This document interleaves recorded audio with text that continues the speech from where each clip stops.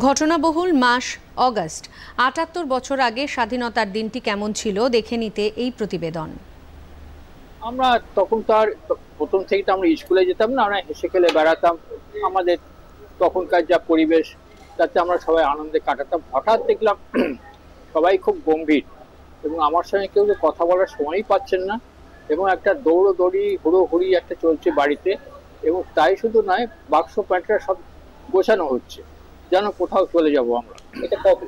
এটা ওই 1947-এর 15ই আগস্টের সেই সময়। এদিকে শুনছি অন্য জায়গাতে, কলকাতাতে এবং অন্য জায়গাতে খুব আনন্দ উৎসব হচ্ছে, কেননা ভারতটা কি স্বাধীন হয়ে গেছে। কিন্তু আমরা নাকি মুর্শিদাবাদ, পাকিস্তানে থাকবো, ইন্ডিয়ার মধ্যে থাকবো না। 1947 সালের 15ই আগস্ট চারিদিকে রটে যায় মুর্শিদাবাদ, নদিয়া ও উত্তর 24 পরগনার কিছু অংশ পাকিস্তানের অধীন। ইতিহাস বলে 18ই আগস্ট ভারতের জাতীয় পতাকা উড়েছিল মুর্শিদাবাদে।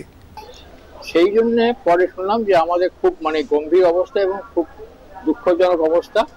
আমরা কে কোথায় থাকবো তার ঠিক নেই। সবাই বাক্স প্যান্টটা গোছাচ্ছে, আমরা কলকাতায় চলে আসবো, দেশের বাড়ি হয়তো বিক্রি হয়ে যাবে। তারপরে দেখলাম সবাই খুব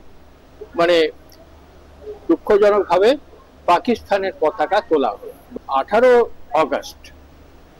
সেই সময়তে শুনলাম যে র্যাডক্লিফ অ্যাওয়ার্ডে আমাদের মুর্শিদাবাদ ইন্ডিয়ার মধ্যে প্রবেশ করছে এবং নদিয়াও ঢুকছে। কাশিম বাজারের ট্রান্সমিশনও ভালো শোনা যেত না, খুব ঘড়ঘড় করে আওয়াজ হতো। সবাই রেডিওতে একবার কান পেতে আছে, বাবা একমাত্র কাছে গিয়ে শুনছেন যে অ্যানাউন্সমেন্ট শুনবেন।